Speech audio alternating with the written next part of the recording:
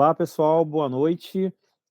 Meu nome é Paulo Abílio Varela Lisboa, eu sou professor convidado da Faculdade Qualitas e estamos aqui para falar um pouquinho, né, nessa noite acadêmica sobre leishmaniose, né? Então, o tema da nossa noite acadêmica é assim, né, será leishmaniose? E aí eu vou trazer para vocês os insights do ALive 2024, que é o Congresso Internacional de Leishmaniose Animal, que aconteceu esse ano em maio, tá bom? Bom, né, então pensar, né, na chamada doença das mil faces, e quando a gente pensa em leishmaniose, a gente está falando de dermatoleixe, ou seja, aquelas lesões de pele, na nefroleixe, nas lesões renais, na ortoleixe, nas lesões ortopédicas, na cardioleixe, né, na lesão cardíaca, na imunoleixe, que fala exatamente sobre a diminuição da imunidade, no câncer leixe, ou seja, né, nos quadros oncológicos que decorrem exatamente da presença da leishmaniose, da hematoleixe, nas alterações hematológicas, e da oftalmoleixe, também, que são os temas. Então, quando a gente pensa na leishmaniose, a gente está pensando numa doença que ela é transversal a vários sistemas e que faz quadros clínicos em vários sistemas também. E aí queria destacar aqui, né, que a Faculdade Qualitas, ela tem pós de dermato, de nefro, de ortopedia, de cardiologia, de oncologia, de hematologia e de oftalmologia, que também ajuda vocês aí a entender todos esses diagnósticos, né? Mais a doença das mil faces. Bom, né, quando a gente pensa em leishmaniose também, a gente fala assim, né? Doença tem cara? E aí, qual desses três animais aqui tem leishmaniose? Se a gente levar aquele critério anterior que a gente entende que a leishmaniose estava assim naquela lesão do nariz, todos esses animais aqui têm lesões iguais, né, parecidas, mas a gente tem que tentar entender que, muitas vezes, uma será uma esporotricose, uma será um pênfigo e uma será leishmaniose. Então, gente, né, doença não tem cara, doença tem uma coisa chamada diagnóstico, o que na leishmaniose também tem o seu nível de complexidade. O que a gente tem, né, de bem atual? Né? Então, a gente teve publicado esse ano, né, no Congresso Mundial de Leishmaniose, os dois guidelines, né, falando sobre a leishmaniose canina e a leishmaniose felina. Né? Esse QR Code, ele permite que vocês tenham acesso a essas duas literaturas que falam sobre, né, todas essas questões relacionadas aos sinais clínicos, ao diagnóstico e ao tratamento da leishmaniose e a prevenção também, tanto na espécie canina como na espécie felina, ok?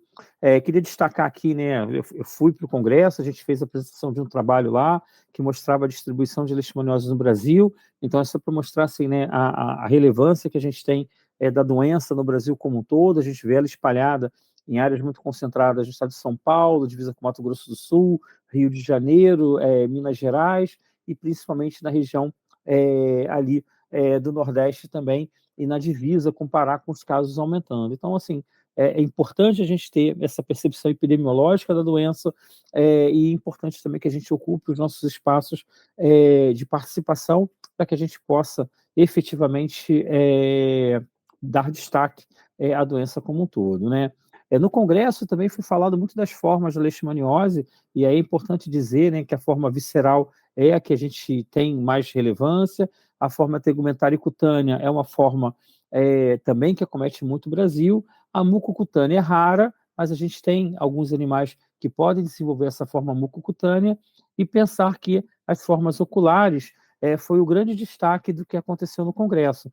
Eles falando da fórmula óculo-visceral, da óculo-cutânea, onde você muitas vezes tinha a sorologia positiva ou negativa, e com a presença de formas amastigotas em câmara anterior do olho. Então, é importante destacar e pensar na leishmaniose como um todo. Doença que tem sinais clínicos importantes, né, mas lembrar que 50% a 60% dos animais apresentam quadros assintomáticos, ou seja, eles são sem sinais clínicos, então não tem lesão de pele, não tem lesão de olho, não tem claudicação. Isso faz com que a gente tenha muitas vezes uma dificuldade de encontrar o animal com leishmaniose. Quando esses sinais clínicos começam a se manifestar, é que efetivamente a gente começa a perceber a doença, e muitas vezes elas já estão avançadas, ou a doença já está avançada, com alterações normalmente um pouco mais graves. Então, dentro dessa sinal, a gente tem quadros associados a epistaxes, sangramentos, hemorragias, emagrecimento, alterações muitas vezes com rarefação do pelo, emagrecimento, né, principalmente da musculatura da cabeça, né, alterações oculares e linfadenopatia ou linfadenomegalia. E aí, nesse momento, a gente pode fazer uma punção, um aspirado desse linfonodo e a gente vai encontrar essas formas aqui menorzinhas, arredondadas, né? E que são as formas amastigotas de leishmaniose visceral. Muitas vezes também essas lesões em ponta de orelha, essas áreas de reativação, permitem que a gente, a partir de uma lâmina, né, de um imprint, a gente consiga também identificar que um macrófago é repleto de formas amastigotas já rompido, mostrando, na verdade, a disseminação da doença de forma efetiva. Todos esses animais apresentam sinais clínicos muito parecidos, e aí a pele sempre é um fator importante, né? Rarefação, úlcera dérmica, alterações perioculares, alterações e falhas no peso, emagrecimento, fazem com que a gente acabe suspeitando efetivamente da doença como um todo, né? Quadros de claudicação, né? Então lesões como uveíte, blue eye, edema de córnea e os sinais de blefarite e lesões dérmicas são sempre condições também de suspeição ou que a gente tem que considerar a possibilidade da doença como um todo, tá? Então essas lesões elas são muito parecidas com muitas outras lesões, então é importante, eu sempre falo, que, ok, você pode suspeitar de todas as doenças dermatológicas, todas as outras doenças, mas que você também inclua efetivamente a leishmaniose como uma suspeita clínica dentro da rotina de vocês, né? Então, esse aqui é um dos animais que eu sempre gosto de dar exemplo, que são dois irmãos de casa, um é positivo e totalmente sintomático para a leishmaniose, a gente consegue ver os aspectos de rarefação de pelo, o crescimento das unhas com a onicogrifose, as falhas, e o irmão dele, que também é positivo para a leishmaniose, totalmente assintomático e sem nenhum sinal clínico específico. Então, a doença pode muitas vezes acometer os dois animais, só que você tem um que é suspeito, que tem cara, e o outro que não tem cara da doença. Então, por isso que a gente fala que a doença ela não tem cara, ela precisa ser feita através de um diagnóstico mais efetivo. Tá? E lembrar também que muitas vezes, essa aqui é a Zara, uma cliente minha muito antiga, ela já está velhinha hoje, ela está mais ou menos com 13 anos, continua sendo minha cliente, né, assim, né, e eu trato da Zara há muitos anos, e ela teve leishmaniose, né, não tem leishmaniose, e em decorrência da leishmaniose, ela acabou fazendo, né, uma neoplasia esplênica, e quando a gente viu, ela tinha várias formas amastigotas e já tinha o início de um hemangiosarcoma. A gente precisou fazer a esplenomegalia, então lembrar também que a leishmaniose, pelo seu caráter crônico, ela pode levar ao desenvolvimento, né, de neoplasias também, e aí é sempre importante a investigação, principalmente em áreas endêmicas. No Congresso Mundial também, um dos tópicos que foi falado foi muito em relação às lesões de olho, e dentro das lesões de olhos, né, apresentados, se estabeleceu muito que as três lesões mais comuns associadas à leishmaniose era o olho seco, a uvite anterior e o desenvolvimento do glaucoma. E aí, nas apresentações que foram feitas, já se falava muito desses sinais sistêmicos, esses sinais gerais de lesões oculares, e se falava exatamente da grande máscara que a leishmaniose se apresentava, e muitas vezes, eu sempre destaco, esses animais apresentam quadros oculares, eles são tratados, né, por oftalmologistas para essas lesões oculares, eles melhoram clinicamente, mas o diagnóstico da leishmaniose não foi pensado. Então é importante pensar que a leishmaniose, em que no caso da leishmaniose, os sinais oculares são sempre uma suspeita muito e cada vez mais importante de ser considerado como uma investigação precoce da doença quando a gente não tem lesões de pele. Então, coloquem na rotina de vocês, no caso dos animais que chegam, a investigação ou o teste de triagem para a leishmaniose desses animais que apresentam essas três lesões oculares.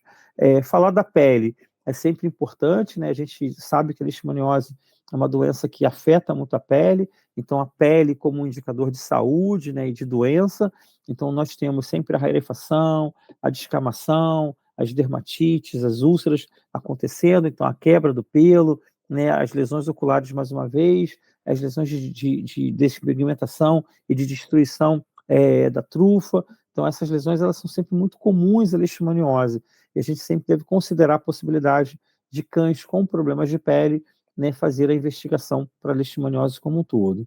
né? E aqui mais um animal também que a gente atende, então a gente consegue perceber o emagrecimento extenso, né? A descamação de pele, já está com a coleira, mas nitidamente também assim, um quadro de apatia, prostração, debilidade, que também vem junto com a leishmaniose como um todo.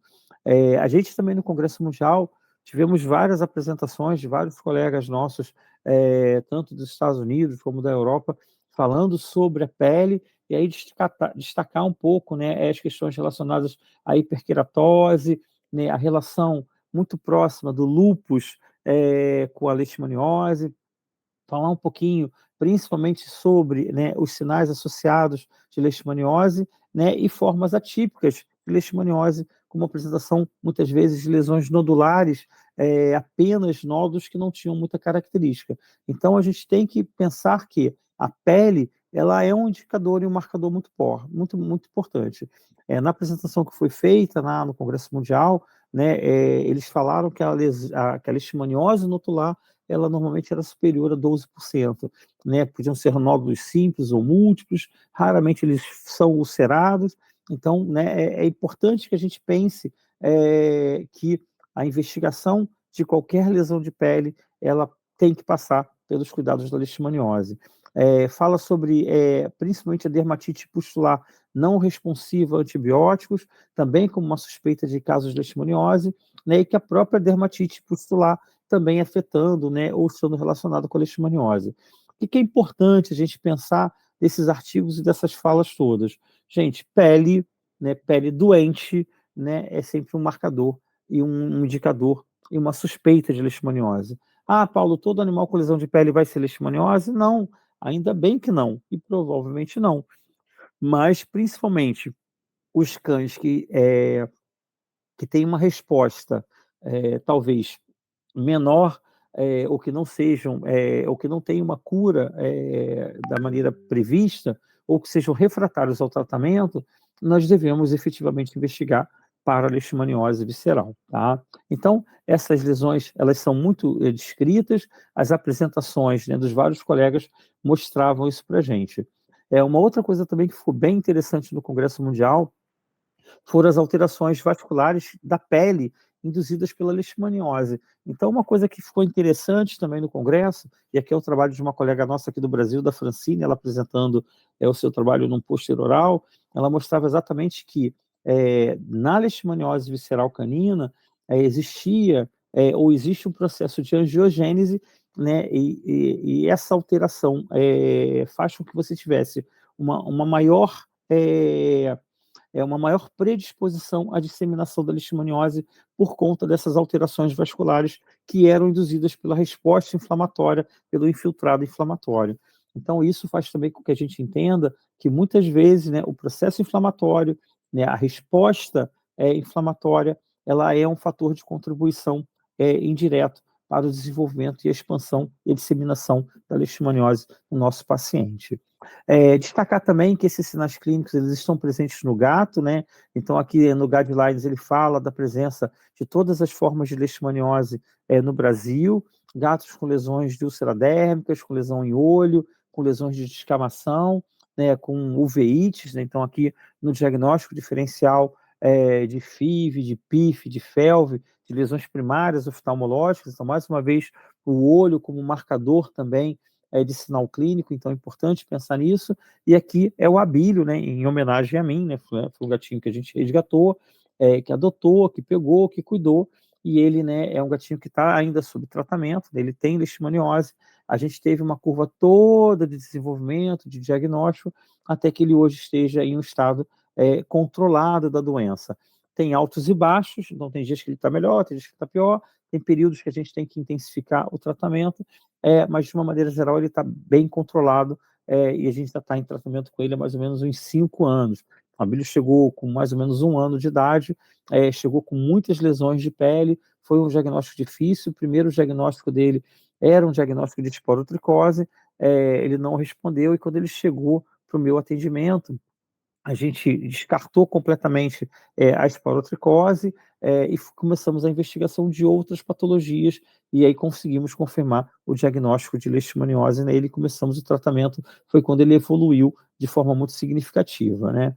Infelizmente, alguns gatos, eles não evoluem bem, alguns gatos têm quadros muito graves, muito severos, né? Esse aqui é um gatinho aqui do Rio de Janeiro também, e ele tinha essa lesão assim, extremamente destrutiva, né, da face, né? Então perdeu todo o plano nasal, toda a parte da cavidade oral, já tinha perdido praticamente todos os dentes, então ele só tinha efetivamente uma condição, e isso faz com que a gente tenha um olhar assim de muita gravidade. E aí, obviamente, esse gatinho, a gente confirmou o diagnóstico de leishmaniose e fez o encaminhamento para a eutanásia, considerando toda a condição clínica desfavorável dele, e o baixo recurso que o tutor tinha, e o cansaço. Esse gatinho já estava assim há mais ou menos uns 2 anos.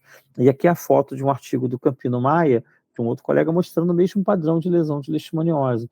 Então a gente entende que muitas vezes os diagnósticos diferenciais eles são importantes, e que na espécie felina é mais difícil ainda a gente tentar entender e compreender a leishmaniose como um todo, né? Então, essas lesões em plano nasal, essas lesões ulcerativas, esse aqui é a Pretela. Pretela é uma cachorrinha também que a gente resgatou à rua, conseguimos fazer o processo de adoção, fizemos o diagnóstico de leishmaniose, que ela tinha essa lesão, né? E aí a gente começou o tratamento, e ela agora está em um processo de remissão, está controlada, já é um animal idoso, provavelmente já com uma leishmaniose já há algum tempo, e aí faz com que a gente tenha esse acompanhamento assim a longo prazo, né?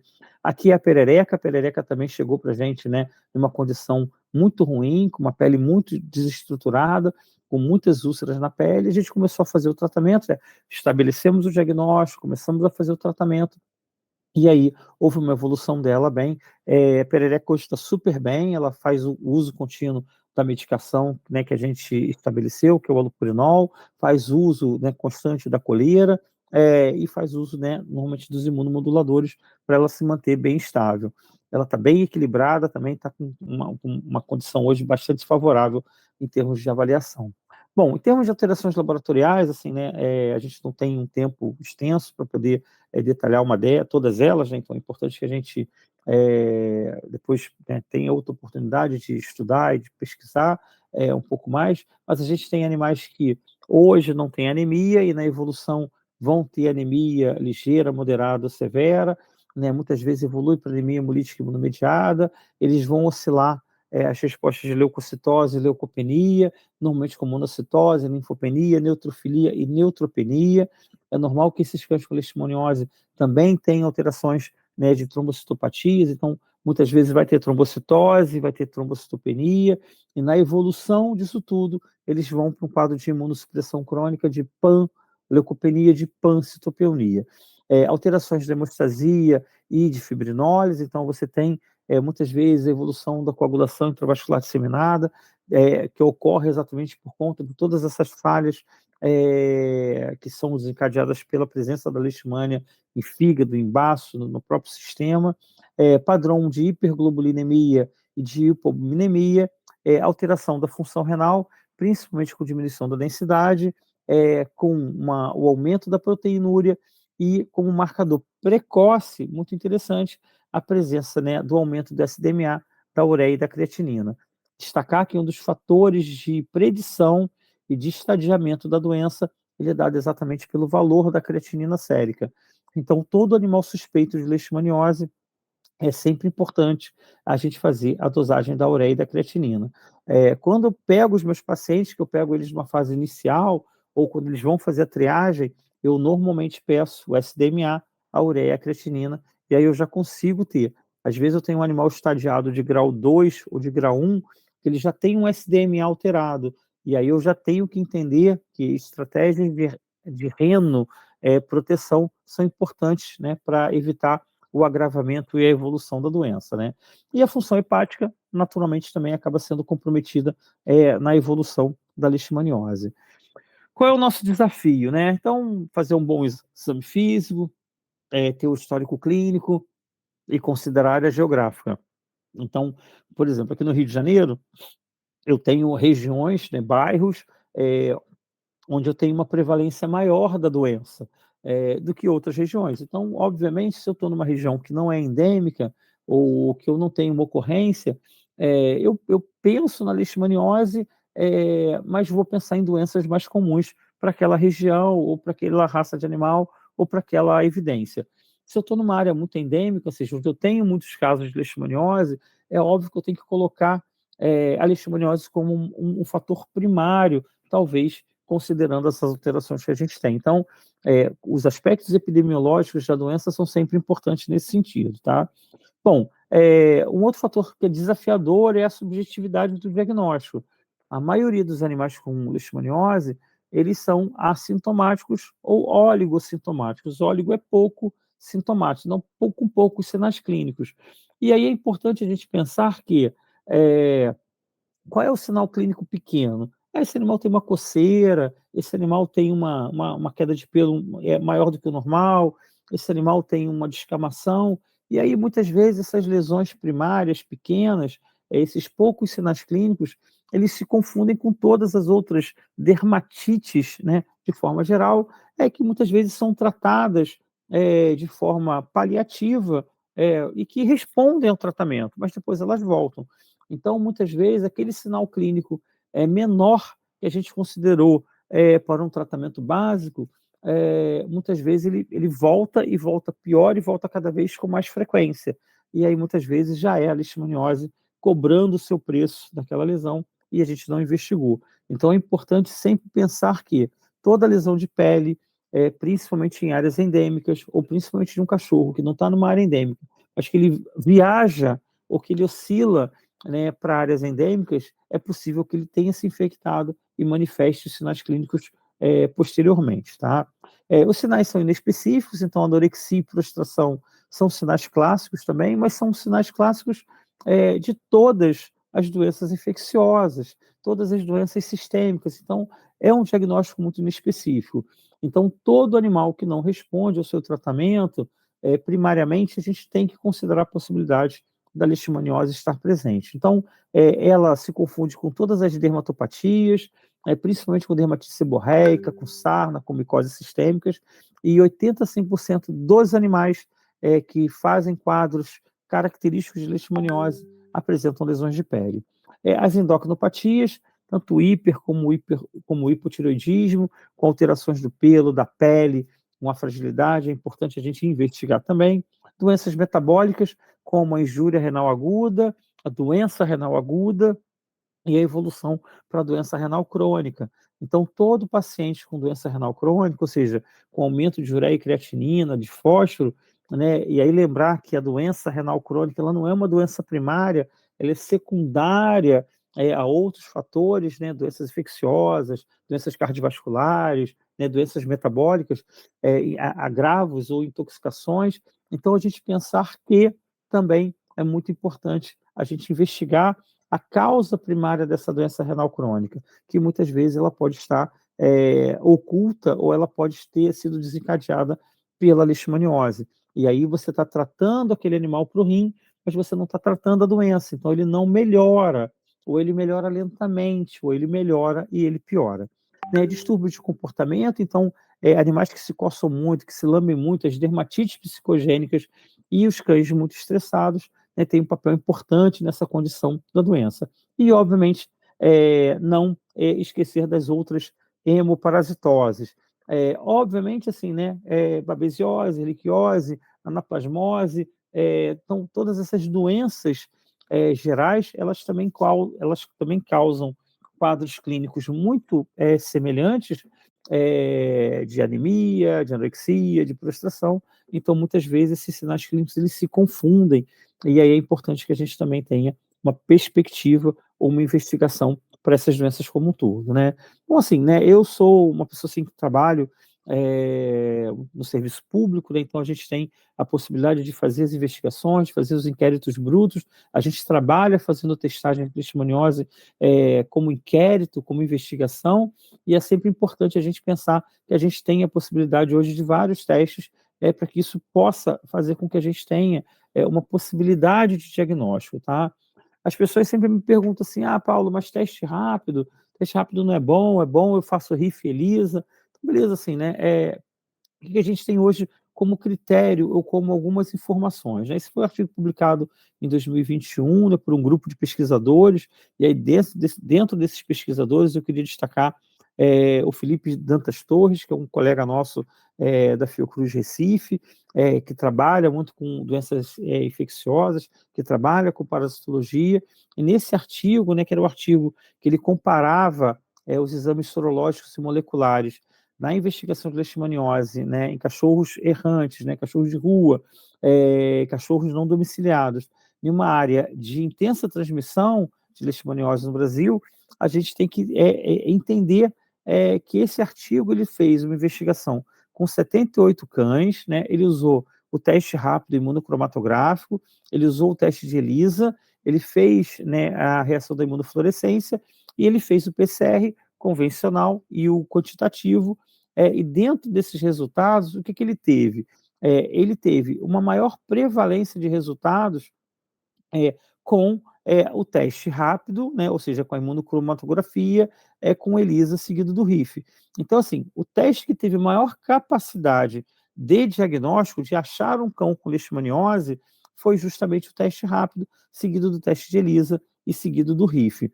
Queria destacar aqui que, beleza, o teste rápido e o ELISA tiveram uma variação muito pequena entre eles, né, então eles foram praticamente, tiveram a mesma performance, mas queria destacar para vocês que RIF é um teste que hoje ele apresenta pouca sensibilidade na detecção. Então, o mais importante talvez seja na nossa rotina de investigação usar o teste rápido e usar o ELISA como marcadores de investigação, tá? Da mesma maneira que ele fez a PCR e os testes de PCR também se mostraram muitas vezes duvidosos, né, no seu quesito. Os testes convencionais, de PCR convencionais, tiveram baixa sensibilidade e a PCR quantitativa, ela se mostrou também com uma baixa sensibilidade. Qual o problema aqui? É que os testes foram feitos principalmente de amostras de sangue. E, gente, amostras de sangue não são boas amostras para o diagnóstico da leishmaniose. O ideal é que a gente faça amostras da medula óssea, tá? E aí, nesse estudo, ficou confirmado, né, que foi uma região lá de Petrolina, que o teste imunocromatográfico e o teste de ELISA era uma combinação de testes que permitia uma maior detecção de cães positivos do que qualquer outra combinação de testes, né? Então, ele estabelecia isso como um critério importante. Então, assim, eu uso muito teste rápido, gosto de usar e faço os meus confirmatórios com a PCR quantitativa para eu poder fazer o meu balizamento de tratamento, tá? E só para destacar a questão do RIF, a gente tem aqui, né, um conjunto de exames onde eu tenho um animal que tem RIF ELISA, né, e esse animal é reagente, mas é um reagente indeterminado, com um RIF de 1 para 80, né? Eu tenho outro animal que é reagente, também indeterminado, com um RIF 1 para 80. Tem um animal que é não reagente no ELISA e tem um RIF 1 para 80, e tem um animal que é muito reagente e que também tem RIF 1 para 80. É. Qual é o aprendizado disso aqui? É entender que RIF talvez ele não seja um critério, um marcador importante. Ok, quando a gente pede a sorologia no laboratório, já vem RIF e ELISA, mas eu sempre faço o alerta que muitas vezes o ELISA ele não tem a sensibilidade necessária para se estabelecer um diagnóstico, tá? Esse aqui é um animal também assim, bem interessante, é um caso bem interessante, porque isso são as inconsistências da leishmaniose. E aí eu sempre falo assim, a gente tem que sempre desconfiar da leishmaniose, porque é uma doença que ela tem extremos. Muitas vezes ela demora a fazer soroconversão e muitas vezes o animal faz imunossupressão por conta exatamente da própria leishmaniose. Esse aqui foi um animalzinho que ele não era reagente, ou seja, né, não é leishmaniose, o RIF dele também não foi reagente, não era leishmaniose, ele tinha uma anemia severa, ele tinha uma alteração severa, ele tinha uma linfopenia extrema, né, uma leucopenia muito significativa, e quando a gente foi fazer a investigação clínica dele, ele tinha essa lesão que era bem característica de leishmaniose, ok? Podia ser uma esporo, podia ser um pênfigo, por exemplo, então podia ser alguma coisa, nós investigamos, e aí optamos por fazer a PCR. E aí quando a gente fez a PCR, né, a gente acabou encontrando a leishmaniose como um critério. E aí o que aconteceu com ele, né, na verdade? A gente descobriu que ele tinha uma baixa capacidade sorológica, porque ele estava muito imunossuprimido. Quando a gente fez a imunofenotipagem de linfócitos, a gente percebeu que ele tinha uma população de células linfóides muito baixa. E isso fazia com que ele não tivesse uma produção de anticorpos que pudessem ser detectados pela sorologia. Então, gente, assim, né, a lição é essa. A leishmaniose, ela tem que ser investigada. A PCR é um método muito criterioso para a gente poder fazer, para a gente poder encontrar essa leishmania e entender que não é uma fórmula mágica, não tem uma caixinha, né, não tem uma regra. Os cães, né, eles podem ter sinais e exames muito variados em função uma coisa da outra. Então, precisamos estudar muito a leishmaniose para poder entender sempre todos esses gargalos e todos esses desafios. Esse aqui é o Ravi, né, um cachorro também de uma colega nossa da região de Campinas. Né, o Ravi também tinha um quadro, era um filhotão de fila brasileiro.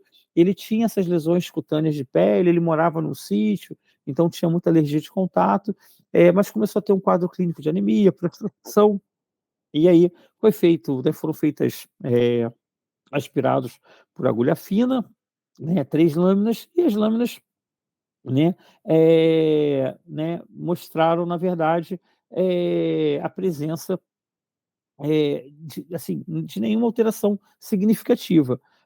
Mas a gente já tinha feito o exame da medula óssea e a gente sabia que ele, na verdade, era um animal com leishmania.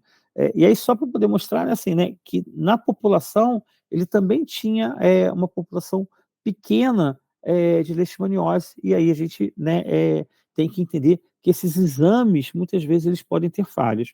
No caso do Ravi, todo o informe dele levava a um diagnóstico de leishmaniose, mas, né, os exames, né, de citologia não encontraram nem na medula, nem nos linfonodos, tá? O que que a gente fez? A gente coletou uma nova medula óssea e mandamos para fazer a PCR. E aí, na PCR, se encontrou, né, uma população de 259 mil cópias. Então, gente, mais uma vez, assim, as inconsistências. Eu tenho uma citologia, né, da lâmina, então, fiz uma punção da medula óssea, fiz uma lâmina, né, fiz um mielograma, e eu não encontrei nesse mielograma formas amastigotas. E aí, gente, vale o destaque aqui. Toda citologia, ela tem muita especificidade, mas muitas vezes baixa sensibilidade. É preciso que eu conheça bem, né, o que eu estou investigando, e é preciso que naquela amostra que eu coletei, naquela lâmina, eu encontre as formas parasitárias. Se eu não encontrar, né, não significa que não tenha. Então, para todos os testes de investigação diagnóstica, a gente sempre brinca, né, e fala assim, ó, o positivo sempre é positivo e o negativo nem sempre exclui a doença. E é o caso do Ravi, que era um animal positivo para leishmaniose, está totalmente controlado, já teve alguns eventos de recidiva e a gente está em acompanhamento com ele, mas ele está bem, está pesando aproximadamente 45 quilos atualmente, a última vez que eu falei com a tutora dele, que é a Andrea, então a gente tem aí essa dinâmica de acompanhamento, né? E o Ravi hoje está bem, está controlado, está acompanhado, assim, fizemos o tratamento convencional e estamos monitorando, né? Qual é o desafio aqui também? Ravi é um cachorro de 40 quilos, então toda a quantidade de remédios que a gente tem que dar para ele sempre é um exagero, né? Então não toma um comprimido, ele toma dois, três, quatro, né? Então tudo é muito grande. E é um cachorro muito novo, né? Então o Ravi hoje está com 1 ano. Então, assim, ele vai ter que tomar remédio por toda a vida dele. Isso faz com que a gente tenha um desafio muito grande na nossa condição.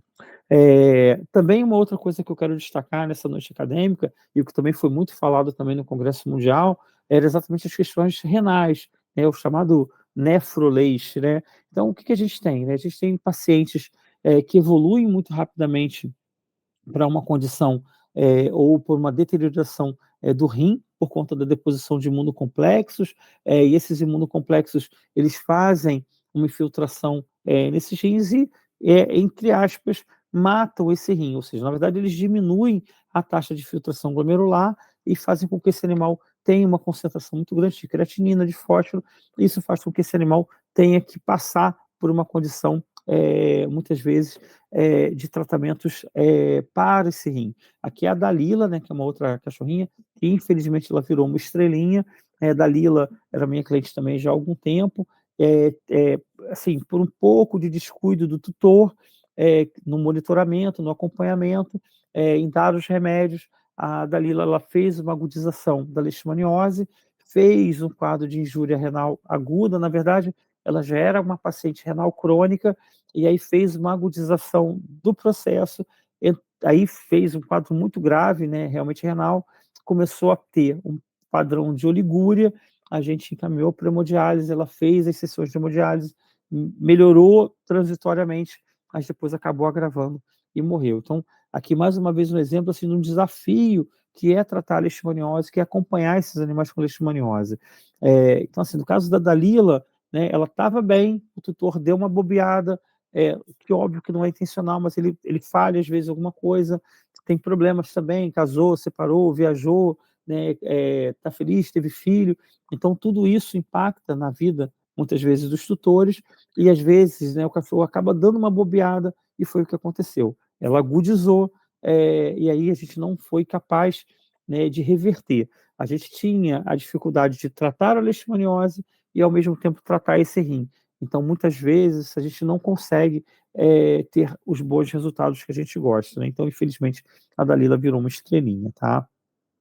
Lembrar que a gente tem hoje toda a tabelinha do IRIS, né, que é a Sociedade Internacional de Interesse Renal, ela fala dos estágios da doença renal, que é possível que a gente faça a classificação e o diagnóstico com os exames tradicionais, com a ureia, creatinina, fósforo, com a SDMA, com a relação proteína-creatinina urária e com a própria ultrassonografia. Então, a gente hoje tem isso muito estabelecido, a gente tem muita informação, e aí eu destaco e convido vocês também a acompanharem todo o processo, destacar que a gente tem uma pós-graduação no Instituto Qualitas de Nefrologia, então que também é importante, destacar também que esses animais muitas vezes agravam por conta exatamente das alterações da pressão arterial, então todo o conhecimento, toda a informação, ela é importante, toda a orientação.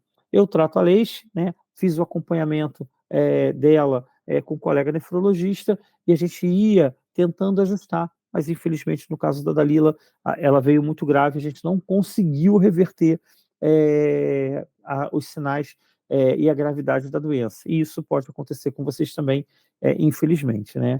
Bom, o que a gente tem de tratamento, tá? Então, oficialmente, para o mapa, apenas o uso do metilforam, que é a metilfosina, para cães positivos.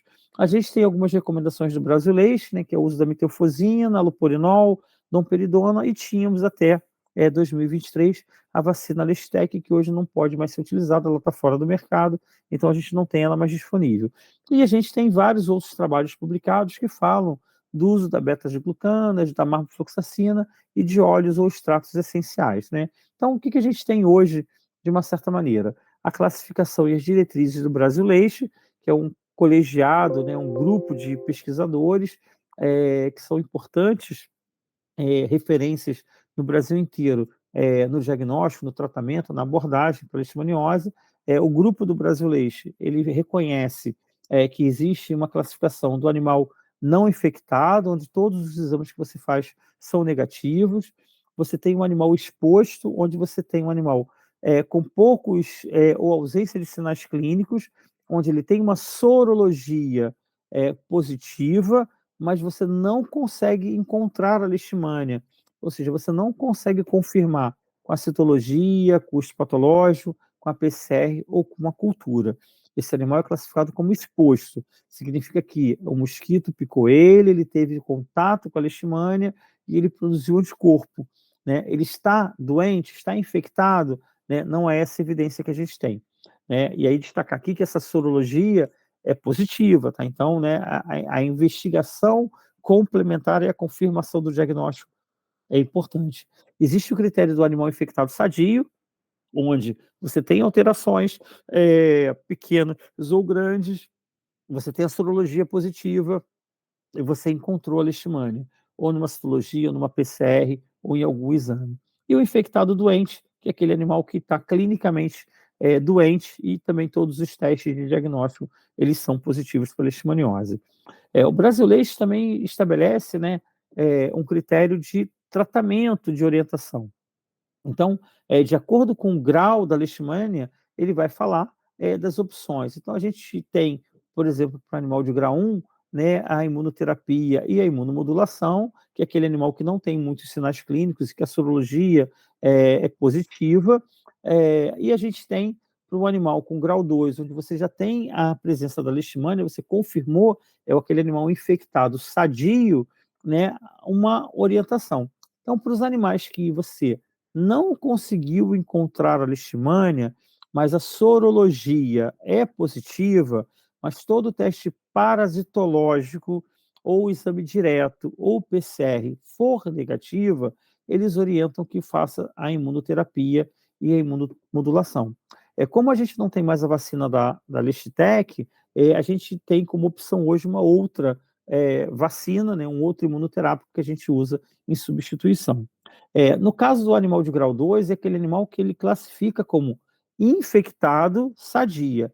Aqui seria, né, o animal exposto, né, e aqui o animal infectado sadio. Para o animal infectado sadio, imunoterapia, imunomodulação, o uso do alopurinol e o uso da mitelfosina já são as recomendações clássicas para a gente poder fazer. A partir do estágio 3, o brasileiro recomenda a mesma estratégia, imunoterapia, imunomodulação, alopurinol e mitelfosina, porém, ele destaca e ele ressalta a importância de se seguir as diretrizes do IRIS, né, da Sociedade Internacional de Interesse Renal, as orientações de tratamento para o controle e manejo da nefropatia e o controle principalmente da pressão arterial. Mas principalmente ele destaca dos aspectos de renoproteção, para que você evite o agravamento. O grau 4 e o grau 5 são quadros mais avançados da doença, bastante complexo, né, e onde você tem o maior risco, né, de óbito associado a um todo. O que a gente tem como tratamento? Então, desde 2009, a gente tem, né, vários fármacos que são utilizados. Assim, a gente tem o glucantimab, que é um antimionato de hemoglobina, que é proibido o tratamento no Brasil. A gente tem o alopurinol, que a gente encontra em qualquer farmácia. A gente tem a possibilidade do uso da anfotericina B, que também é muito restrita ao tratamento humano e tem um custo muito elevado. A gente tem opções de antibiótico terapia, de terapias com drogas antifúngicas e principalmente, né, drogas que façam o controle da pressão arterial. Nós tínhamos também aprovado, né, a vacina anti-leishmania, né, que era uma vacina Leistec, que hoje também ela não está mais no mercado. Nós tínhamos drogas imunomoduladoras, como era o caso do Infervac, que hoje também não está mais no mercado. E a gente tinha possibilidades como o uso do levamisol, que tinha propriedades imunomoduladoras, né? A gente faz uso, muitas vezes, da marmofloxacina, faz uso da domperidona como uma imunomodulação, e o clássico é o mitelforam, a mitelfosina, como uma estratégia efetivamente única droga realmente comprovada e indicada para o tratamento da leishmania no Brasil, né? Então, qual é o nosso desafio? É como tratar, por quanto tempo tratar e como acompanhar. Então, o desafio sempre vai ser esse, né? A gente não tem a Lechtec, mas a gente tem essa imunoterapia adjuvante, produzida pelo laboratório Devax, um laboratório da região sul do país, né, e ele tem esquemas de vacina. Você entra em contato com eles, a partir desse QR Code, eles vão pedir as informações do animal, vão estabelecer o grau e o estadiamento, e a partir dali eles vão fazer. Tá o preço aqui de R$ 50 a dose, está um pouquinho mais caro, mas é só para a gente poder ter um balizador, que a gente tem um produto que pode ser utilizado em associação aos tratamentos convencionais para diminuir exatamente essa carga parasitária como uma condição. E, obviamente, também eles estimulam a resposta imunológica de TH1, tá? Recentemente também a gente teve a liberação do artesunato de sódio, né? Então, que era um tratamento, que era um remédio utilizado para o tratamento da malária no Brasil, e aí a liberação do artesunato permitiu que a gente tivesse uma outra abordagem, e os estudos publicados com artesunato mostram uma redução também da carga parasitária. Então é uma boa estratégia também para a utilização da leishmaniose, né? Esse foi um artigo, né, o primeiro publicado que falava, e mostrando que talvez seja uma opção estratégica interessante para o tratamento, né, exatamente da leishmaniose. A gente tem hoje as farmácias de manipulação, elas fazem a formulação do artesunato, conforme recomendação, são 25 miligramas quilo, a cada 24 horas por 6 dias, e aí é essencial que você possa fazer um monitoramento, né, da doença como um todo. Gente, eu falo sempre assim, né, tratem tudo que for tratável. Em meia hora não dá para eu falar de leishmaniose, né? Assim, eu tenho muita dificuldade, porque nós temos muita informação, são muitos desafios e muitos gargalos. Então, esse animal ele vai ter assim, uma série de descompensações e vai ter uma série de alterações. Então, tratem tudo que for tratável, né? Se ele estiver desidratado, faz fluidoterapia, se não estiver comendo, faz os estimulantes de apetite, se estiver com dor e desconforto, entra com analgésico anti-inflamatório. Importante controlar as infecções oportunistas que esse animal vai ter. Importante fazer o manejo da injúria renal aguda, da doença renal aguda, da doença renal crônica. É importante fazer o acompanhamento da anemia hemolítica imunomediada, que é algo complexo e difícil, e tratem tudo que aparecer. Então, vocês vão verificar que ao longo do tempo, né, quanto mais tempo esse animal fica vivo, que ele vai ter uma série de problemas, né, com o passar do tempo. E naturalmente ele vai envelhecer, né? E ele vai ter eventos também. Então, muitas vezes ele pode quebrar a pata, ele pode ter um problema intestinal, vai comer uma porcaria. Então, assim, entender que muitas vezes esses eventos, né, que vão acontecer, essas comorbidades, elas também podem impactar na leishmaniose como um todo, né? Mostrei a perereca foi uma cachorrinha que a gente fez o tratamento convencional com mitelforam, né? Fizemos a estratégia da vacinação. Ela ainda foi uma das últimas cachorras, né, que eu fiz a vacina Leishtek, e aí depois que eu não tinha, eu vacinei ela agora recentemente, esse ano, né, ali mais ou menos em abril, que era o tempo que eu, né, teria que revacinar ela com a Leishtek, eu não tinha Leishtek, então eu acabei optando pela vacina da Devax, para manter o controle, né? Então, hoje a perereca ela está bem, clinicamente ela está super estável, não tem nenhuma alteração, mas continua com o tratamento com alopurinol, com as suas beta-glucanas, então, né, imunomoduladores, e a gente faz a estratégia da vacina, tá? Ela tinha uma quantidade grande de formas parasitárias, né? E com o acompanhamento e com a evolução, a gente hoje, né, está num controle bem baixo. A gente coletou agora a amostra para fazer novamente a PCR dela, e aí, assim, né, o rapaz do laboratório já me informou que ela estava com mais ou menos umas 4.000 cópias, e aí eu não tinha recebido o resultado, acabei de chegar do Congresso de Medicina Veterinária, e aí a gente acabou não conseguindo colocar aqui na aula, mas ela está hoje com uma carga mais baixa ainda. Então, legal. São todos os animais que vão recuperar e que vão evoluir dessa maneira? Não. Né? Tem uns que não serão tão bons e que o tratamento não vai funcionar tão bem. Então, também entender que nós tratamos pacientes, né?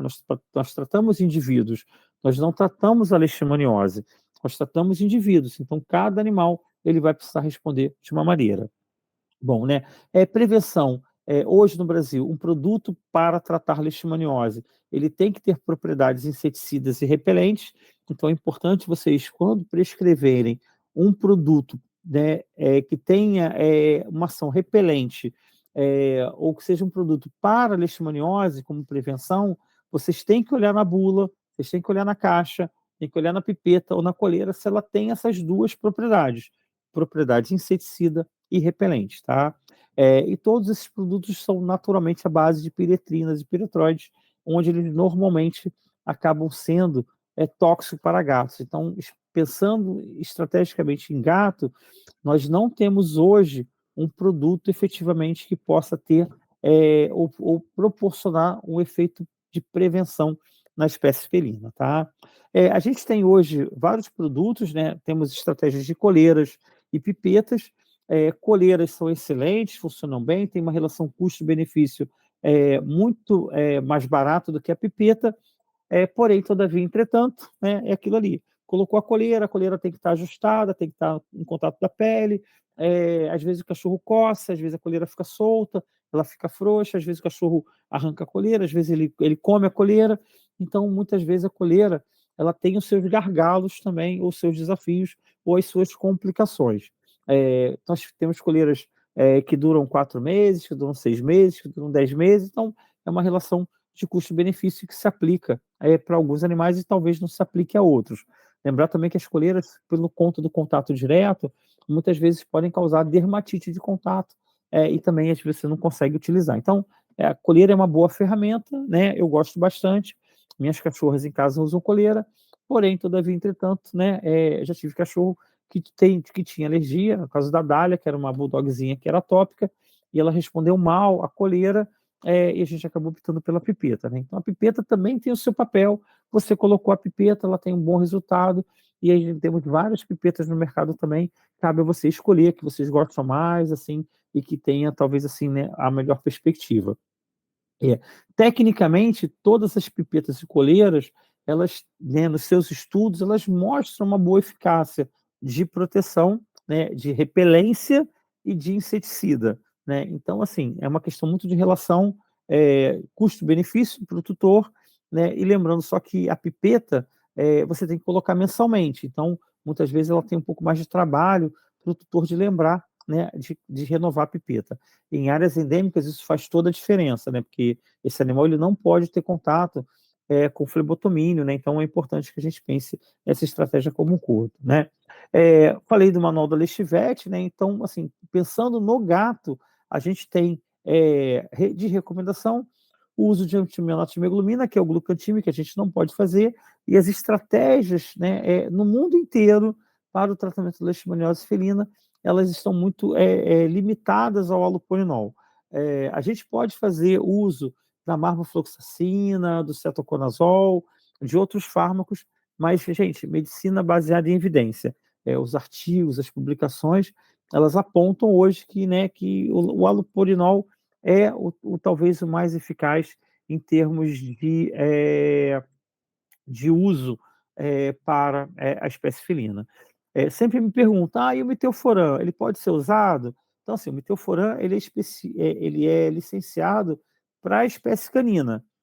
E por que a gente não usa ele em gato? Se a gente tiver que usar em gato, a gente tem que usar com muito cuidado, com uma orientação muito forte do tutor, porque como na sua composição você tem o propileno glicol, né, assim, no Methylphoran, ele induz a formação de, né, corpúsculo de Hens e ele pode levar a um quadro de anemia hemolítica imunomediada grave. Esse gato ele pode muitas vezes morrer em função exatamente dessa condição.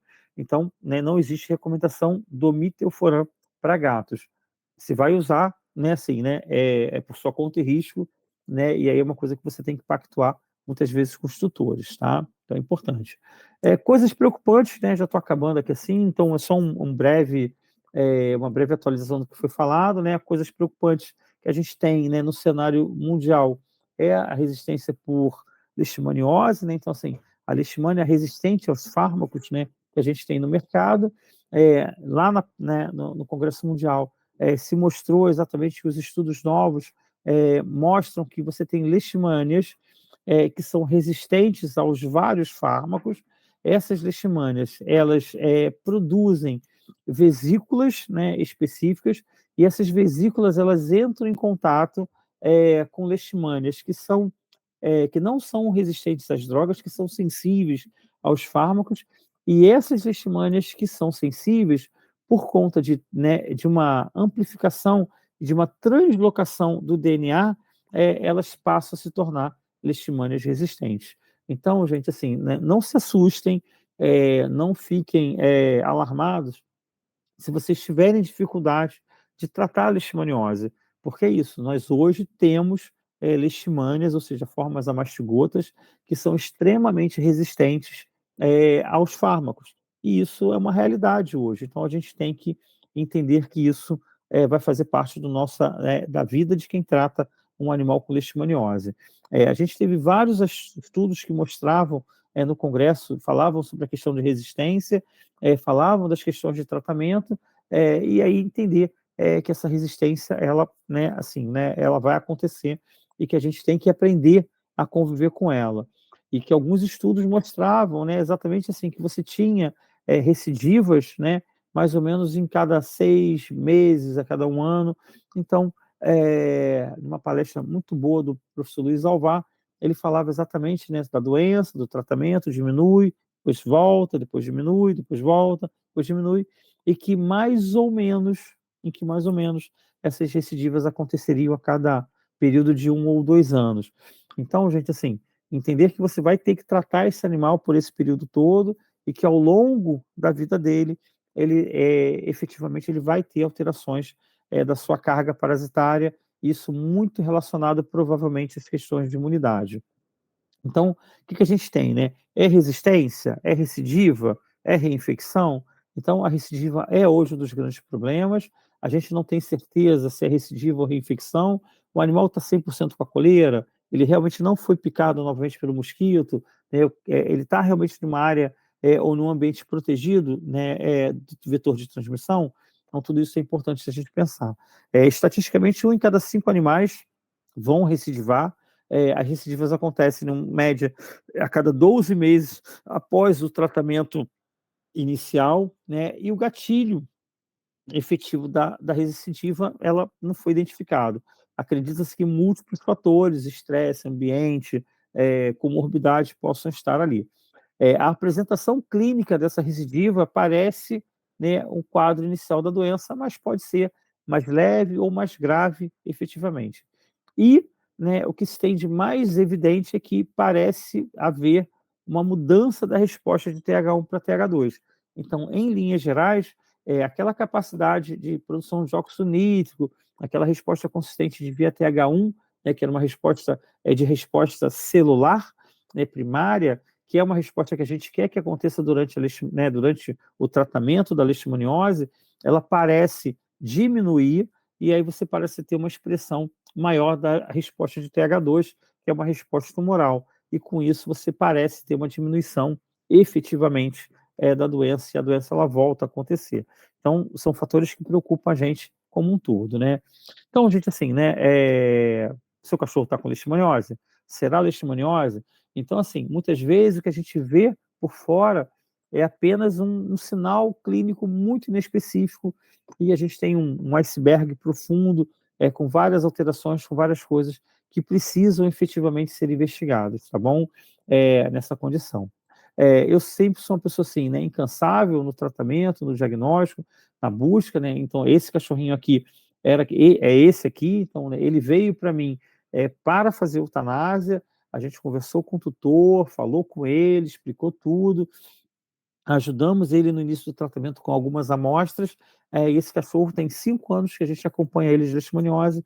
Ele está bem clinicamente. A tutora, apesar de ser uma tutora assim, de baixa renda, de ser uma tutora assim, com alguma limitação, ela consegue manter o tratamento, ela consegue manter o remédio, ela faz rifa, ela faz isso, ela faz aquilo, e a gente consegue, de uma maneira geral, manter esse animal saudável. Tem muita gente que critica, que fala isso, fala aquilo, beleza, mas hoje em dia é uma opção do tutor ter o seu animal dentro de casa, com a coleira ou com a pipeta, e tratado e controlado por leishmaniose. Essa aqui é a Dália foi uma cachorrinha, né, que eu falei que era tópica, ela foi resgatada de um canil de exploração, e aí foi parar na minha mão, né, por conta do apoio que a gente ia dar para a Delegacia Especializada de Proteção Animal. Ela veio com prolapso de útero, veio muito doente, já era um animal já com seus 10 anos mais ou menos de idade.